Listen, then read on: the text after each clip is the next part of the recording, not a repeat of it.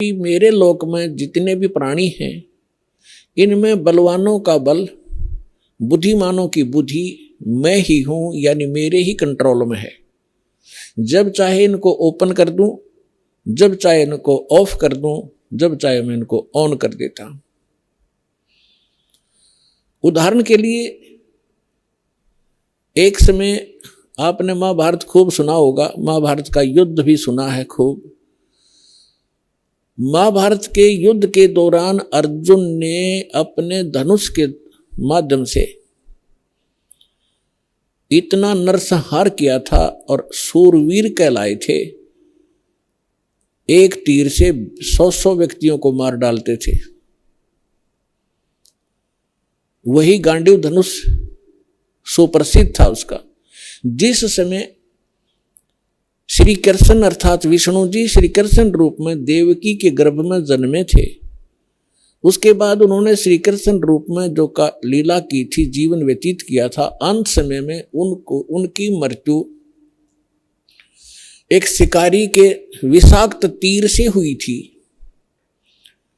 और पांडवों को उसने वहां बुलाया था। अंत समय में पांडवों से श्री कृष्ण जी ने कहा था कि आप इन सभी औरतों को जितनी द्वारका के अंदर है सबको अपने साथ ले जाओ। यहां पर यादव कोई बचा नहीं है, क्योंकि दुर्वासा जी के श्राप से इंक्लूडिंग श्री कृष्ण जी यादव कुल पूरा नाश हो गया था। छोटा बालक भी नहीं बचा था।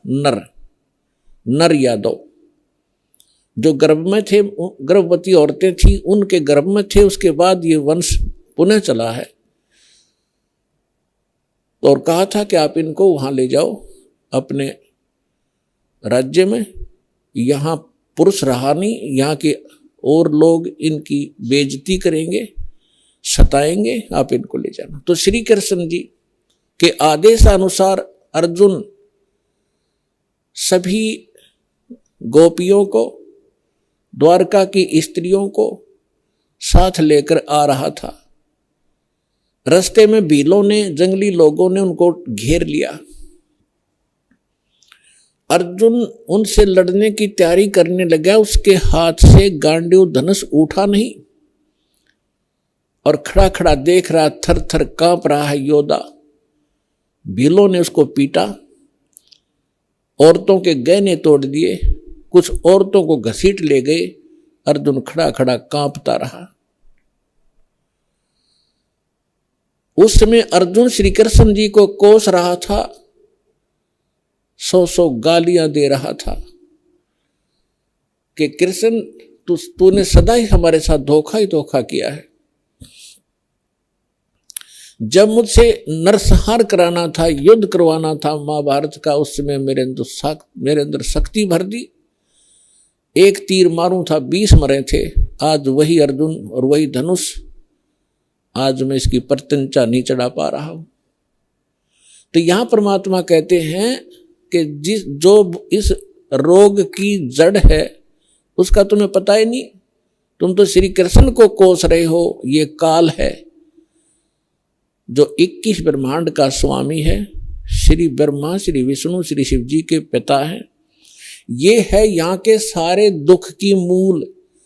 और वो खुद कहता है गीता अध्याय नंबर 7 के श्लोक 5 से लेकर 6-7 में कि मैं बलवानों का बल और बुद्धिमानों की बुद्धि मैं ही हूं, यानी मेरे कंट्रोल में है। अब जब उसने नाश करवाना था महाभारत का, तब तो उसको बल दे दिया, अब स्विच ऑफ कर दिया। अर्जुन खड़ा खड़ा पिट रहा है। ठीक इसी प्रकार श्री रामचंद्र जी को की वहां तो बुद्धि खोल दी कि यह सीता नहीं है, पार्वती है। अपनी पत्नी का पता नहीं, उसको उठा कौन ले गया, ऑफ कर दी फिर बुद्धि उसने। तो पुण्यात्माओं, ये काल एक भयंकर जाल है। जब तक आप इसको नहीं समझोगे, ना भक्ति कर सकते, ना यहां से निकलने की चेष्टा कर सकते। इसीलिए आपको रह रह कर यहां बुलाया जाता है, इस काल के जाल को विस्तार से समझाया जाता है, ताकि आपको डर बने। आप कहाँ रह रहे हो, यहाँ क्या आशा लगाए बैठे हो, किसके लिए सारा दिन भटक रहे हो। एक कोठी बनाऊंगा, एक बंगला बनाऊंगा, कार लूंगा, लड़का बड़ा अफसर बन जाएगा। कल मृत्यु हो जाती है लड़के की या पिता की। आप देख रहे कितने दुर्घटनाएं होती हैं। पीछे केदारनाथ के अंदर हजारों की संख्या में सपरिवार मारे गए ऐसे लोक में, और आप सुख खोज रहे हो। परमात्मा आके हमें बताया करते थे। तो भगवान परमेश्वर ने आके हमें बताया कि इसका एक विकल्प है।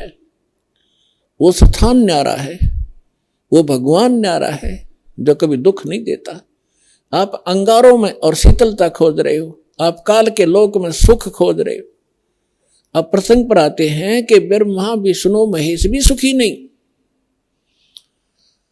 अब उधर से जब भगवान शंकर को पता लगा कि काल के हाथ में बुद्धि, उसने बुद्धि ऑन कर दी। शंकर भगवान की दिव्य दृष्टि से देखा और अपनी पत्नी से पूछा कि तू क्या सीता रूप बनाकर गई थी तू? तो उसने मना कर दिया कि नहीं, मैं नहीं गई भगवान, मैं नहीं गई। कि झूठ बोलती है तू झूठ बोलती है। इस बात से वो झिझक गई और चुप हो जाना ही उसका स्वीकृति मानी गई कि सचमुच इसने गलती की है। तो भगवान शंकर ने पार्वती जी से अपनी पत्नी के रूप में उससे व्यवहार करना बंद कर दिया, बातें करना भी बंद कर दी। एक तरफ मौन साध कर बैठा रहते थे, बहुत ही कम बोलने लगे और कहने लगा कि मैंने आपको एक वफादार माना था, आपके ऊपर मैं वो विश्वास करता था कि मेरी धर्मपत्नी कभी मेरे को डिसीव नहीं करेगी, धोखा नहीं दे सकती। और जब आप मुझे धोखा दे सकते हो तो फिर बाकी संसार से मुझे क्या लिंक रहा, क्या विश्वास रहा। और साफ कह दिया कि तू मेरी मां का रूप धारण कर चुकी है, मेरी पत्नी रूप में नहीं स्वीकार्य हो सकती। जैसे श्री ब्रह्मा जी सबसे बड़े, विष्णु जी सेकंड नंबर के, शंकर भगवान तीसरे नंबर के। तो बड़े भाई की पत्नी मां के तुल्य मानी जाती है। तो उसने कहा भगवान शंकर ने कि आपने मेरे बड़े भाई की पत्नी विष्णु की पत्नी का रूप बना लिया सीता, इसलिए आप आज के बाद मेरी पत्नी नहीं मां के तुल्य हो। अब वो समझ गई कि इन्होंने जो फैसला ले लिया अटल होता है। 10 दिन 20 दिन महीना 6 महीने वर्ष इंतजार की, लेकिन रिजल्ट निल रहा। भगवान शंकर ने उनसे कोई बात नहीं की, हमेशा क्षुब्ध रहते थे। तो पार्वती, अब मां, लड़की को क्या होता है जब ससुराल के अंदर दुख होता है तो अपने पीहर को जाने की सोचती है, उसका तीसरा विकल्प नहीं होता। तो पार्वती ने सोचा कुछ दिन अपने घर चली जाती हूं, इनका दिमाग ठीक हो जाएगा। ये सोचकर पार्वती अपने पिता दक्ष के घर पे आ गई। और राजा दक्ष ने उस समय एक यज्ञ कर रखा था और एक नियम है ब्राह्मणों ने बना रखा था, ऋषियों ने, कि जब भी कोई यज्ञ करे तो अपनी सभी बेटियों को, संबंधियों को और उनके पतियों को, दामादों को आमंत्रित किया जाए और प्रतिदिन उनको आदर के साथ उनको प्रतिदिन दक्षिणा दी जाए जैसे ब्राह्मणों को देते हैं। तो ऐसा नियम था कि जितनी भी राजा दक्ष की अन्य बेटियां थी वो सभी आमंत्रित थी और उनके पति यानी दामाद भी आमंत्रित थे। सबके आसन उचित स्थान पर सबको बैठा रखा था।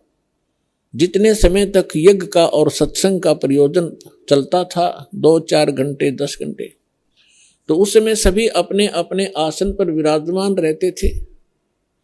और किसी भी कारण से कोई लड़की का पति नहीं आ सका तो उसका आसन लगाया जाता था, खाली छोड़ा जाता था और सबको जो भी दक्षिणा दी जाती थी उसका भी उसके ऊपर भाग प्रतिदिन रखा जाता था आसन पर। तो ज्यों ही पार्वती जी उस अपने घर पे पहुंची, पता चला कि पिताजी ने यज्ञ कर रखा है और ये यज्ञ 2-3 दिन से चल रहा है। अब सारे यज्ञ मंडप में घूम के पिता के सामने पहुंची पिताजी ने मुंह मोड़ लिया, क्योंकि पार्वती जी ने राजा दक्ष के मर्जी के विरुद्ध भगवान शंकर से विवाह किया था, जिस कारण से पिता अक्षुब्ध था। जब पिताजी ने ठीक से बात नहीं की, ये भी नहीं कहा कि आगी बेटी, तो पार्वती महादुखी हुई, अपनी मां के पास घर पे पहुंची। बेटी मां को ही उलाने दिया करती है, मां के सामने अपना दुख रोया करती है। अपनी मां के सामने जाकर कहा कि मां, तुमने ऐसा भेदभाव हमारे साथ क्यों किया? आपने सभी अन्य मेरी बहनों के पति भी बुला रखे हैं, बहनों को भी आमंत्रित किया है, आपने हमें ना बुलाया ना आमंत्रित किया। और जिन बहनों के पति नहीं आए हैं उनका आसन लगा रखा है, उनका भाग सबको दिया जा रहा है। आपने न तो अपने दामाद का आसन लगवा रखा है, ना ही उनको आमंत्रित किया है और ना मुझे आमंत्रित किया। अब मां ने कहा कि बेटी, ना तो आप मेरी बात मानती, ना तेरा पिता मानता, तू जाने तेरा बाप जाने, उनसे बात कर। अपनी मर्जी से तूने विवाह किया, जिस कारण से वो दुखी है तेरे से। वो फिर अपने पिता के पास गई और दक्ष से कहा कि पिताजी, आपने न तो हमें आमंत्रित किया और न ही आपने अपने दामाद को बुलाया, ना उनका कोई भाग आसन आपने लगा रखा है, ना उनका हिस्सा निकाल रहे हो। तब दक्ष ने कहा कि तू आई किस लिए यहां पर? तेरे को किसने आमंत्रित किया था? अपनी मर्जी से विवाह किया था, रह उसके साथ, उस जंगली के साथ रहे। ऐसी बहुत सी बातें बकवास की।